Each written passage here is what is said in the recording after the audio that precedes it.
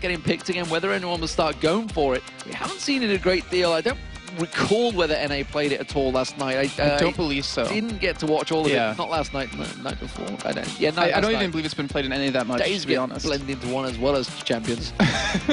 But we actually heard, I think it was Blaze talking about it over in OGN, saying, you know, we looked at Corki, we looked at his numbers after the change, and he still doesn't seem that viable to us. So maybe, you know, maybe MYM could pull something out of their hats. But to me, I was surprised to see Vayne not picked up right away. By Mackley, yeah. That champion is just so strong. We know how good Mackley is with his micromanagement, but Corki, you know, with 3.9, we'll get there.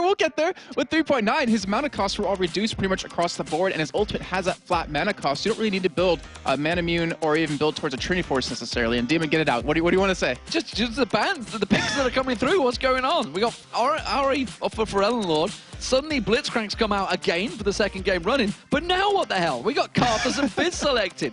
What is going on? Okay, I think we're going to see Charu on Fizz middle. No, I think we're going to see actually him on a middle, and then Kuban in a 1v2. Or maybe he will play Karthus, but still in a 1v2. I'm assuming that's where he's going to want to go with this, but yeah, it's Charu Karthus. It's a champion he used to play a lot of. It's got to be. Yeah. It's got to be Charu Karthus, which tells me it will be Fizz in top, which we've seen Kiwi Kid doing definitely to Dignitas. So certainly recall that one off the top of my head in North America. It's a champion that has started to see the light of day in the top lane. I don't know. I'm not a big fan of Fizz. And now Zilean. What are you doing to me? These games, they're just not good enough. I don't know what to do anymore. Well, I mean, think back. We did actually see Mutual Makers bring out Zilean in the summer split with Charu. They had a Zac and a Nocturne combo, which was like the bomb delivery system. But unfortunately, they do switch over for him to that Kha'Zix and back to Zilean and Kha'Zix. Well, it's got to be Kha'Zix. Yeah. It's a champion that was used last week as well by JWoww, if I recall, from TCM. No, it was two games running. Yep.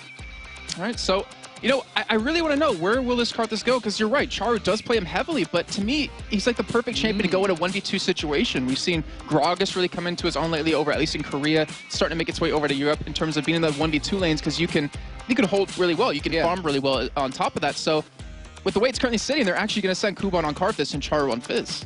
You were right. I bow to your knowledge. We still got 30 seconds. We have got 30 seconds. After the last game, I doubt myself anymore, to be honest, because I just don't know what's going on. Turns out that actually in the Fnatic camp that Yellowstar loves playing Shen, so as loves playing Blitzcrank, and they both hate playing the vice versa, so they just went... Worked out well for them. Let's just switch. I'm actually looking at Charu's runes, and it looks like he will be keeping that Fizz. Actually has some really interesting setup. He has hybrid pen reds. So he has armor pen and the magic pen. Then he has magic resist flat yellows, and then even a couple of health quints, like flat health quints on yellows, and then of course just ability power per level blue. So he's looking to be really aggressive. I want to know if he's going 30-0, and it looks like he actually will go 21-0-9. So unfortunately not going for that that build we saw Alex go in the spring split, I believe that was at the end. So, crazy action potentially coming out once again. This time around, it's Alternate versus Meet Your Makers. It was the battle for first place in week 1 on the final day. But this time around, it's a battle really for Meet Your Makers to stay off that bottom of the league. Can they claw their way out of it? If they manage to pick up a win, they'll be equal with Evil Geniuses on the bottom of the table. They're still going to be bottom, but they're going to be equal. They're going to be a shared bottom, so they won't be lonely. They won't be lonely, that is true. Meanwhile, Ninjas in Pajamas managed to pick up their win. They're clawing their way back in there, and we just saw Fnatic, of course, take their victory, so now they are on the perch on top. NIP actually joint second with Gambit, I believe, as well now. And Alternate, can they keep the action going? Can they keep that top slot that they've actually had from week 1? Yeah, I mean, you wonder, is there more pressure on Meet Your Makers for being the bottom of the table, trying to claw their way back up, or for Alternate, who looks so good throughout the entirety of the season, when they're slipping away from that first place? And I'm really curious what their outlook is on that. Well, as the season's progressed, we've seen the spring split champions, Fnatic and Gambit, claw their way back into that top of the table, and then these new upstarts along the likes of Alternate certainly put some waves across the LCS. Many teams were saying, oh, it will, just don't worry, it'll level itself out. The same old people will be at the top, but we're in week 7. There's only 2 more weeks to go after this one, and still, the old guard are not really in there. We saw Evil Geniuses take a loss to NIP today. That's going to be hurting for them with only, what, effectively 8 games, I think, remaining for them. That's definitely going to put them in stressful situations. Meet Your Makers almost certainly in that same situation, just effectively trying to stay in the league right now. But Aranea, he's pulled out Vi. It's a champion we saw on Shushay. The hook comes through from J-Re. Doesn't land on Makler. Did Makler see that fist splash through?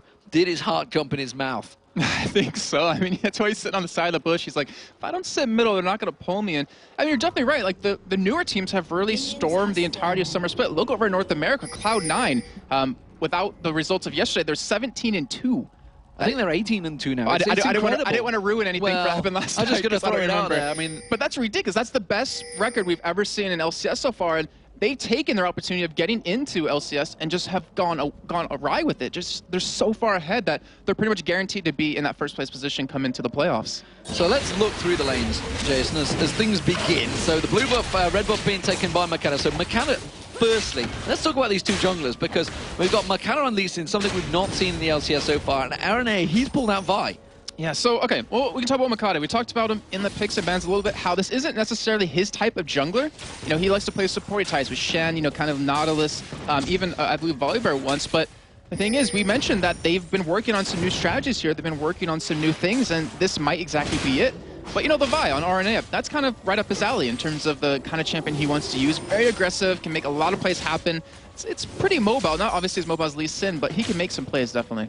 Okay, so let's go through this top lane. The fact that they're not in a 2v1 to start with. Kerp on Kha'Zix, which has had changes, doesn't tend to level up. You can see the claws are out there as well, so he's leveled up his Q to begin with, it seems that Kerp has.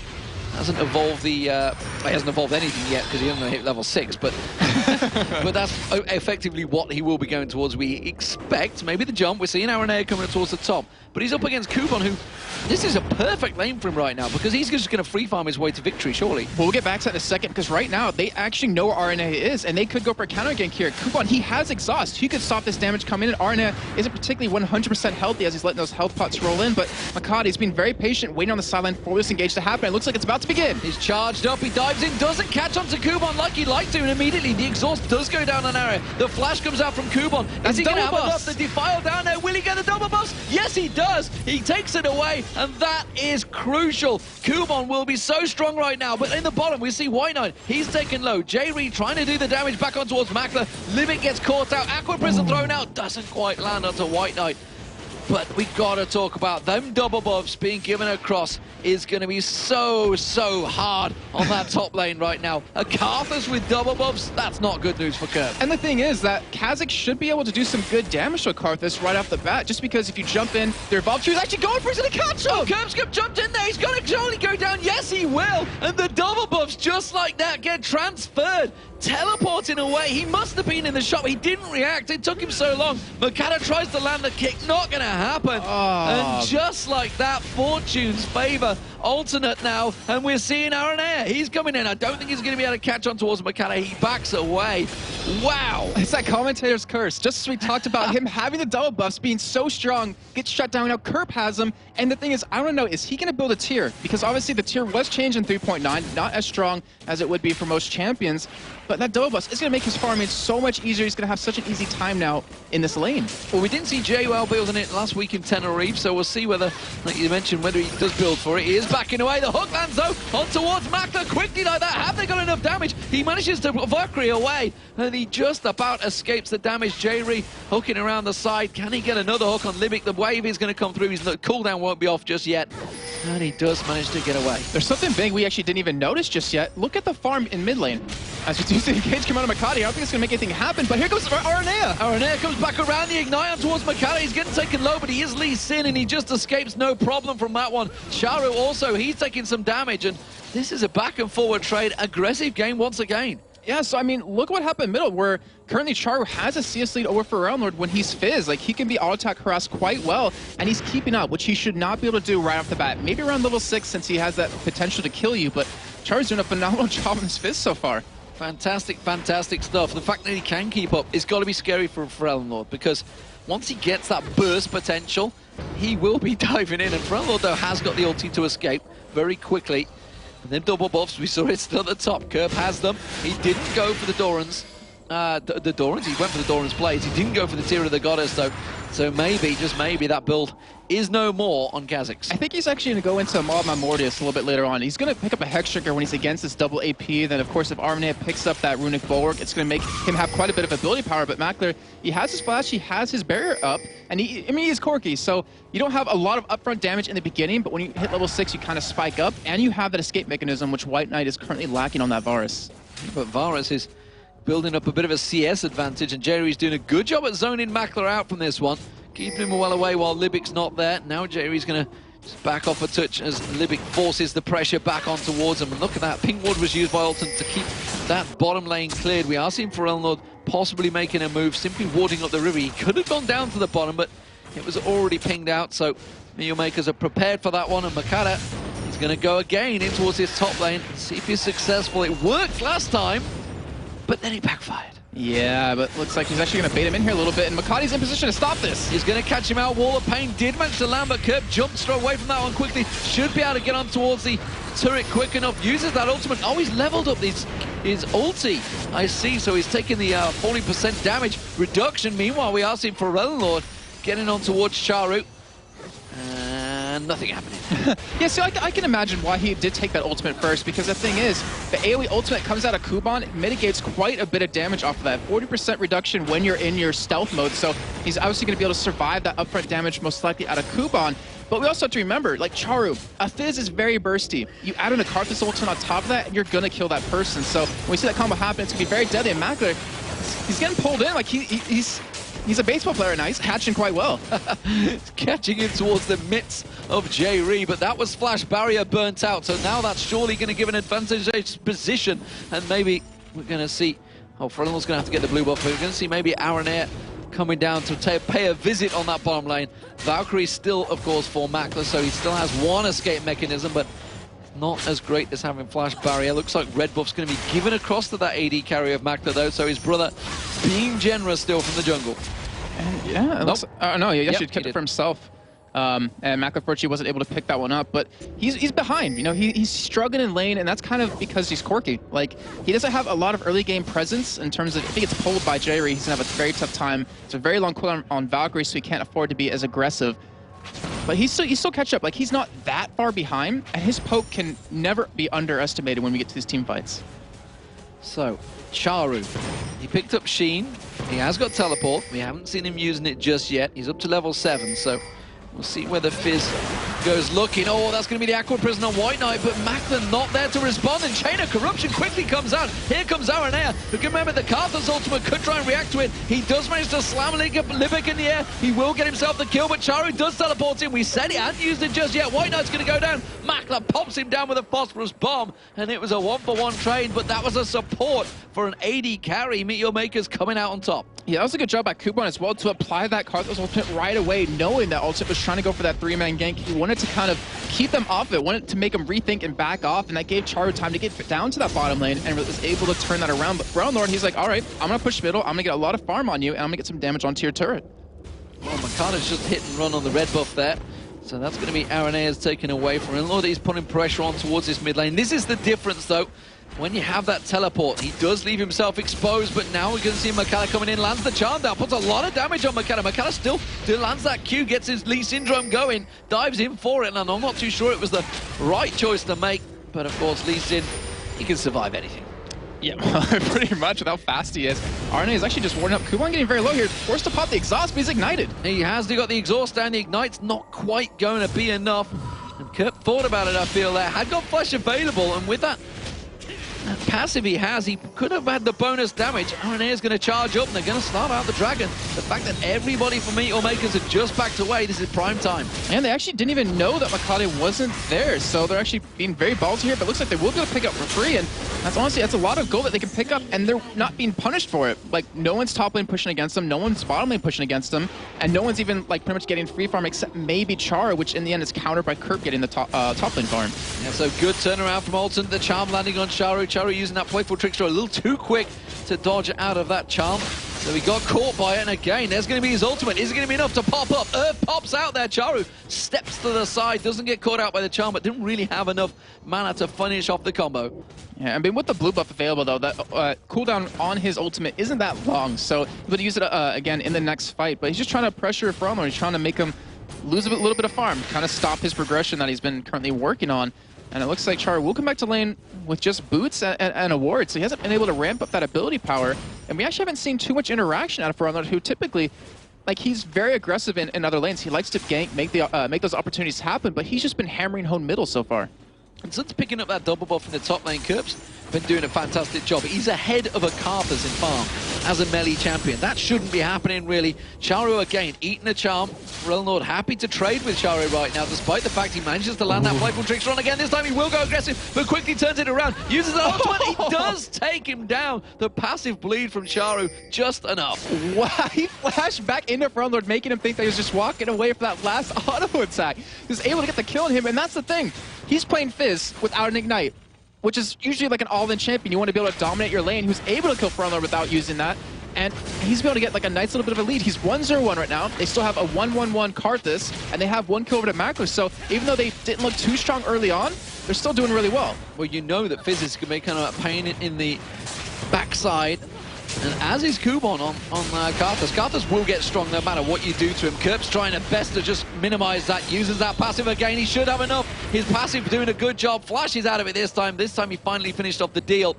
And that is now a 2-0 along with that Brutalizer, starting to dominate the lane. And that's him using his ultimate, the evolved ultimate, really well, because the thing is, he realizes if he wants to fight Kubon, he has to sit on top of him. He has to sit on top of that defile. So with that, reducing the damage by 40%, makes it so he can survive and still pick up those kills. So now Kubon's going to have a tough time here as RNA. He's waiting for someone to visit this top lane. He has his ultimate available, and honestly, they can dive anyone that comes to this turret. Well, here comes Charu. He's ready and waiting. RNA is going to charge up as soon as he comes in there. And look at that. Kirp pulls him away from the tower. Charu not taking any damage here, and he's just going to get dropped down. Clever, clever play from Alternate. Kirp just pulling him away just at the right time to just bait him in. And why would you need a tier on Kha'Zix when you get blue buff like this every time? It's the second one he's gotten in his lane, and he hasn't even built for that mana. So they're going to get the first turret of the game there in that top lane, and having a 3-0 Kha'Zix is very deadly. And also, they have a much stronger team at this moment, but Frontline's trying to get caught here. Markana coming in from the side, but it's an Ahri. It's not going to get the defile there. Lee Sin does try and come in. Yeah, like you say, he does have it ult, and that's another turret gone down. And this is the danger that Charu has with that teleport. He always runs it. Teams know that, and they're actually countering it very well. It's something we talked about right at the start. These new teams that came in, they had these gimmicks, and they will get countered. It's simple as that. Meteor Makers seem a little bit lost in the last few weeks as to how exactly to try and work that out. Yeah, it's a lot of teams figured out that if we hold them back early on, we can keep them behind, and that's kind of been the story of Meteor Makers when we talked about them in the summer promotion, when we talked about them in the beginning of the season when they were doing extraordinarily well. But right now, I mean, teams are taking advantage of that, and Meteor Makers, I gotta give them credit. They've changed up their style a little bit. They have champions that we've never seen them really play, and it hasn't working out so well for them in this game, but they're only down 3,000 gold 14 minutes in. The top lane, we are seeing, again, Kirp this time feeling very aggressive. Is he going to go 1v1 with, I almost said Tabs there, but Charu on Fizz? It's ingrained in my mind. It always is there. But he's actually teleported down to the bottom. He's going to sneak in towards the bush and try and get a jump on towards White Knight and J-Ree. Oh, look at this. McKenna's coming as well. It's actually going to be a 4-on-2, but Lord is already reacting. I'm trying to think who will be stronger in this fight. Obviously, we think Meteor Makers for having 4 people, but we're going to see what's going to happen here. The wave's got to be coming out a little bit to really start this fight off, or they're actually just going to show themselves. So they want to go for a 4-man push on this turret, but look who's heading down. So is RNA. They're going to have a 4-on-4 here, and this actually could be very bad for Meteor Makers. The hook getting thrown out. Piercing Arrow is available. Chain of Corruption misses. He went towards McKenna, but missed out there. Piercing Arrow does land, and they go aggressive. The charm doesn't get through there. Ferelnor's got one more dash available to him. Will he go for it? The wave catches Alternate perfectly there. Stops them all in the tracks, but you can see, we see RNA zeroing in on them. The charm again flashing past Makler, didn't quite find its home, and it was a great response from Alternate. 4 members on 4 in that bottom lane, and they're going to get themselves that 3rd terror of the game. Meteor Makers knew it was coming, but look at this. It's another blue buff's being stolen away. Well, first time it was stolen from Charu, second time it's been taken away straight from the buff itself. I think Kirp's been keeping Kubon pretty much at his own turret. Like, he's been forcing him back to that tier 2 turret, and that's given him so much more free farm. And the thing is, he's not even being punished right now for being pushed up this far. Playful tricks. I'm not sure if that actually went wrong or whether he cancelled it because he saw the blue buff wasn't there. He's being playful. The benefit of the doubt.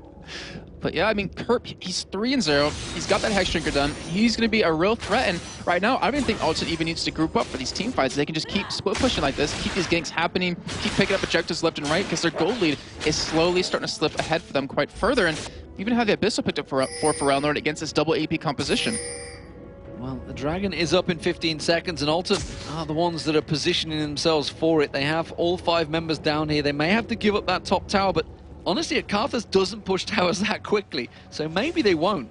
They don't have a teleport, though, so they're not going to be able to react that quick. They don't have an Oracle either, so they can't see that ward that's giving their position away. The rest of Alternate are coming in. Are we going to see some fancy shenanigans from Makata? He is going to go in. Does he get a steal? Yes, he does. Can't get out of there, but it doesn't matter. They got themselves a top turret as well. Libic is going to go down to Kerp. Kerp's going to jump on towards Mac. He Valkyries away, and Kerp just walks straight through the flames. The top tower went down, and the Dragon for Meet Your Makers. They lost 2 members to it, but I think they're happy with them objectives. Oh yeah, they've got to be happy with that. That was a phenomenal job by Makata doing that. Stealing that away from RNA. Didn't even get his smite off, and right now, I mean, Meet Your Makers, that's exactly what they needed.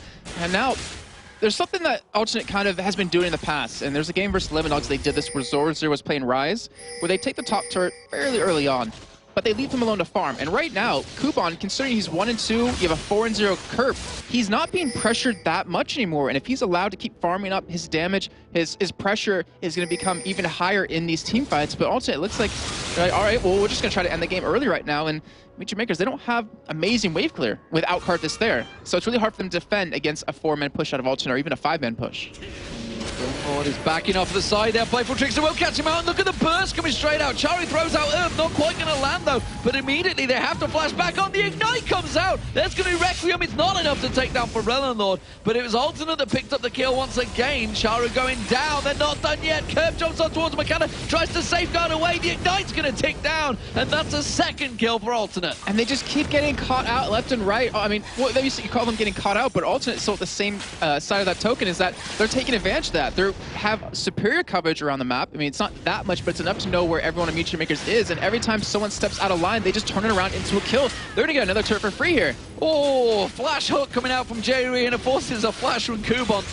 Some highly mobile fights coming out here. The Aqua Prison does land on Air. That turret is gonna go down. Meet Your Makers do what they can to force them back, but it's another objective for Alternate. They're now 4-1 up in turrets, 9-3 up in kills. Alternate with a big lead now over Meet Your Makers. And you look at items right now, Demon, just look what we have across the map for both teams. There's only one major completed item for Meet Your Makers, which is that Spirit of the Elder Golem. Ancient Golem, not close enough. Elder and Ancient, same thing. But you look on the other side for Alternate, you have an Abyssal Scepter, you have the Spirit item done, you have the Blade of the Rune King. Like, you have completed items, which is making Alternate even stronger in these team fights. And right now, Kerp, with that 1,600 gold he's sitting on, he can buy whatever he needs to when he backs. Lord, he's just flip pushing off, just like Froggen did against NIP. Didn't quite work out, but almost did. But he's quite happy continuing to free split push down that bottom lane. Immediately puts those orbs around him. We expected Charu to go aggressive. But Charu on Fizz right now, he's not been that effective. He's been trying to get in there, but every time, Alternate seems to have a counter for him. Yeah, and speaking of counter, like Lord, he normally goes straight into DFG as his first item, but he changed around his build order with the Abyssal. Now it looks like he's going DFG right after that, because he knows as long as he survives that upfront burst out of Charu, he's going to be able to put a lot of pain down. And so far, as you saw in that last fight when Charu went up middle and caught him, he survived it and was even able to turn around into a kill on a Charu. We may have that head-to-head right now. There's the Abyssal. Charu steps back off the side there. Is he going to wait in the bushes? Nope. Just going to back away. So that tells me that actually Charu doesn't fancy their head-to-head right now, because he didn't go aggressive, didn't really have any vision of the rest of the team. We do see Jerry with that Oracle clearing out the wards that got put back down in the banana bush by Libic. And while this is happening, you mentioned it earlier on, Kuban, he's still off in that top lane, getting some free farm going. Yes, he's got that Malma Wardius done, and you know, honestly, I actually want to talk about the Oracle that we see on Jerry, because it's a Blitzcrank. So having a 20-minute Oracle, you're relatively early. Obviously, with the changes to 3.9, you keep it after death. It only has a 4-minute length right now, but the thing is, it's a Blitzcrank. So if you can't get an Oracle to clear out vision, if you let the other team get vision against you, you're going to see a pull out of him, and you're going to see someone on your team dying. And we actually might see that happen right now with Makati. Makati's going to walk straight in there. There's the hook, pulls him straight back in. Can he safeguard? Libic's hanging around. He's like, come on to me, come on to me. But Kerp instead picks himself up the 6th kill of the game. Phenomenal job by them. I mean, that's just using their champions, using the items exactly how they need to. In front of him, he's getting caught with that ultimate, but it's not that much damage. Oh, and he just dashed away at the right moment. Playful Trickster not quite finding the home. And Charu once again unsuccessful in landing the kill on towards Ferelnor. Ferelnor still sticking around there. And as it stands, Alternate are in a prime position. They're trying to set the bait up. The hook doesn't quite land from this time from Jerry, though. Yeah, and what Alternate's doing right now is very smart. It's actually something that Evil Geniuses maybe should have done in their game against NIP, is that, I mean, Ferelnor, he doesn't have a teleport, but he can't be 1v1 by anyone on the other team right now. So he can just split push all day long, got a free turret off of that, and as long as Alternate is smart and can disengage a fight at Baron when they need to, considering they have the vision anyways, then Alternate can just slowly whittle down Meteor Makers. They're sat waiting to see if they can create one of those plays. If Kubon goes up towards that top stack of minions, expect to see Curb there, and yeah, straight away they pinged him, they saw him with that top ward, and he's not going to fall for that one. Has evolved his wings now, and hasn't quite got to the claws just yet. Nevertheless, Makler trying to get some farm, trying to keep going. He is ahead. He's the only person actually ahead in terms of CS right now. He has got an Infinity Edge. We see Charu, he can wipe up those waves quickly, but he needs to be more impactful. Charu's normally the man that creates the plays, and straight away, once again, we're going to see Kubon jumped on. That exhaust is not going to last long enough, and he's going to go down. Teleport comes in from Charu, but Curb's already leapt away. That's the evolved wings right there. I mean, you cannot lock him down. And the thing is, look at how scary he is. He's 7-0, but hasn't evolved his Q, which is going to be his main damage source. Hasn't even done that yet, and he can still hit that hard and still 1v1 Karthus. He can 1v1 pretty much anyone, as well as Lord Cannon.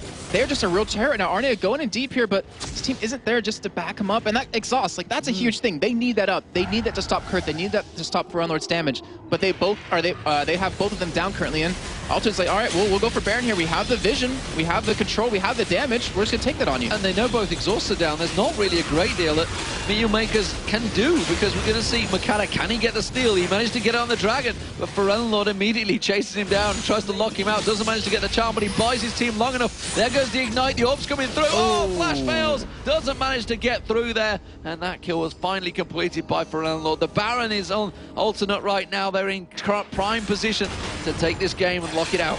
Yeah, I mean, they don't even need to wait for higher levels. I mean, Ferelnor, he's 16, has his Ring-Thing ultimate. You look at Charu, he's 14, so he doesn't have that available, which is actually a lot of damage. And right now, look at this top lane. Kubon's level 13. He is so far behind in terms of in levels, and not to mention items, because Ultra's been doing such a great job of keeping him down. And considering he got double buffs right off the bat, he should have had his lane.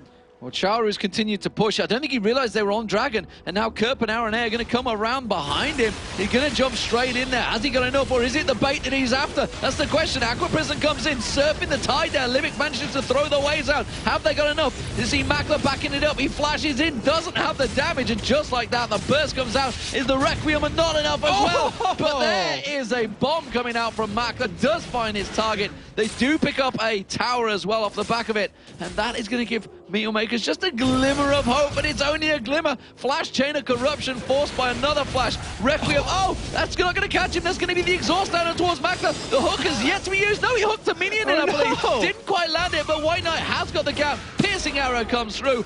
Makler goes down. Yeah, just as he said, a glimmer from Meteor Makers. I was like, robots don't believe in glimmers. They don't see them because they turn them around. Now Ferelnor is being aggressive on Kubon here. Remember, Kubon's low on mana. He's not even that strong right now. He's got no mana, like you said. There's nothing he can do, but maybe Makata can. He comes in. The charm comes in, finishes the job. Requiem goes down. He wants another. He's actually put the Aqua Prison on Ferelnor inside. The Lay Wasters coming out from the dead passives of Kubon, but it's not to be again, and the claws are out by Kerp. Oh, that is just a dangerous sound to hear out of a Kha'Zix who's already 7-0-1 right now. Last Whisper in hand as his next major item. Also, it's up to them to lose this game right now. They're trying to catch up Charu, which Kerp, he could destroy him if he was actually able to lock him down. Well, he did manage to use his ulti to slow him, forces him to flick away, and it does buy time for Alternate in this mid lane.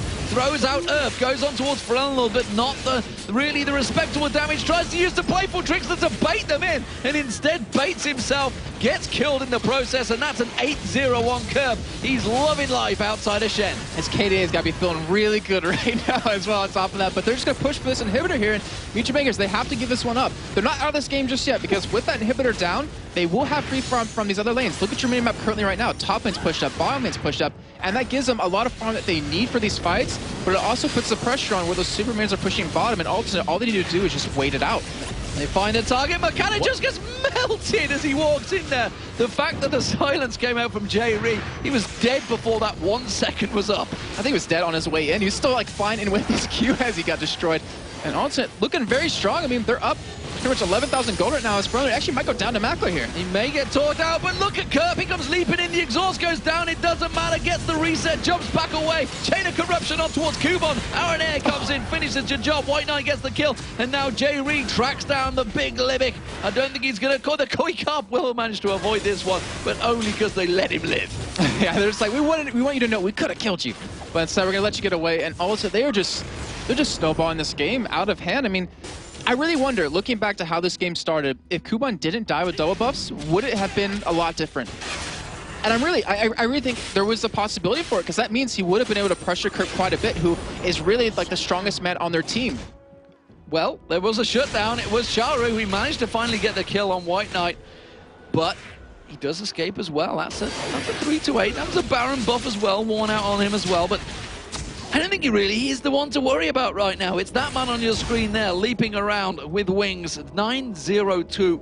And I love to see a Kha'Zix played well. You just love Kha'Zix, period. I love that champion. It's your most favorited champion versus your most hated champion with VC. So you're so happy on the inside right now to see this happen. This is good to see. It's good viewing, honestly, as well, guys. Oh, not just me. Mackler's going down. Frelunlord catches him out, and this seems to be the story of the game now. Everybody getting caught out of position. Meteor Makers trying to create situations, and Charu is just not in the right position to make it. We see Frelunlord poking off, trying to throw out those orbs, catching them. I've said many times that he loves to play with his orbs, but right now it's working out for him. And look how aggressive Alternate's being. I mean, this is a 2v5 situation pretty much right here, 2v4, and they just don't care. They're pushed up when the rest of the team is not even near. It looks like they will go for a push on this top lane, and Charu, yeah, you better not go towards that tower to defend it. You're going to die, and wow, that damage, though. But he goes in, gets the burst. Is it going to be enough? No, it's not, because he gets locked up. Aaron Air beating him down, and J-Ree picks up the kill. He's trying to overdrive his way away from this one. He is going to get caught out. This time we're going to see Kubon. He gets locked up. Kerp picks himself up another for free, along with the tower, and now Libic. He's trying to get away, but you can see the passive coming out from Kerp. His ultimate is going to speed him up. Libic's doing what he can, throwing out the waves. He does manage to slow him down. He's got a red buff. Kerp comes in. Mackler tries to lock him down. The big bomb, not enough. And we do see Makata not quite catching on. This is a dangerous, dangerous game they're playing. They're losing their entire base while this happens. The inhibitor is about to go down. Makata simply Kerp buying him time, and he does eventually go down the shutdown bonus, but it doesn't matter because the game is over, and Alternate are gonna be the winners against Meteor Makers. It's 22-7, but that's not what counts. It's all about those Nexus turrets going down. They're gonna back away this time though. They're not gonna finish it. Why? Well, they don't have their damage dealers. I mean, Kerp's dead, Frelunlord's dead. They can't really afford to go for it. They know there's no point in throwing the game right now. Remember what's at stake right now, Demon, is that they're in first. Well, they're actually not in first place anymore. They will be. They will be, yeah. But the thing is, like, they're up towards the top. They've been on a really bad spiral lately, and this win will mean so much to them because they realize, you know, we have to get into playoffs without our star AD carry, and which they praise constantly. And Meteor Makers, they're looking for this win to just kind of keep themselves in the running. And right now, Alternate just going to play it safe. There's no reason to, you know, celebrate early. There's no reason to throw the game when you have a guaranteed win. Well, the broken hand is about the same as having a broken leg in any other sport. It's going to put you out for a long time. The lobster comes out, but it wasn't ready, and Orf just pops himself up, and Lord laughs at it. Actually taunted there. I thought you were actually going to make the Earth sound for a second. There you go. That's actually pretty good. Did you do the voice acting for it? I wish. But it looks like Alternate, they're actually just going to wait for another Baron to end the game out, which will be coming up in about 5 seconds. And with the Superman's pushing middle, the Superman's pushing top, there's nothing really Meteor Makers can do about it. Makata, I think, he's cancelled ballsy. it. I think they were both meant to cancel it, and they was like, oh, you've left me here. Thanks, guys. Thanks, Kubon. Baron is going to go to Alternate, though. Given for free, nothing at all. Meteor Makers can do about that one. And they are still yet to have a member over 10,000. Meanwhile, Alternate now 3 members, already 10,000 plus. Big goal differences here for Alternate. They are just close to 14,000 gold ahead. And sure enough, they're going to roll in through the mid lane. with the super minions hooked in there. You can see Kubon getting slam dunked down. They do see the Aqua Prison though. It's going to slow him down, but Aranea honestly is pretty tanky right now and can take all that damage. There's only one Nexus turret. Makata goes too deep. He's going to get caught out. It's going to be a White Knight that picks up the kill. Zonya's hourglass from Frenlord, it's going to be enough. White Knight picks up a second. You see Kerp, he picks himself up another kill, and it is just Charu, the last man standing, thinking, where the hell did my team just go? Kubon gets the kill with the Requiem on White Knight, but that is going to be the final Nexus turret going down. They're just baiting Charu around. Look at the burst coming out. The hook gets dodged out from the Playful Trickster. And finally, this time around, if they can pad out the KDA anymore, they will. But it is Alternate that take the win against Meteor Makers. And well, just like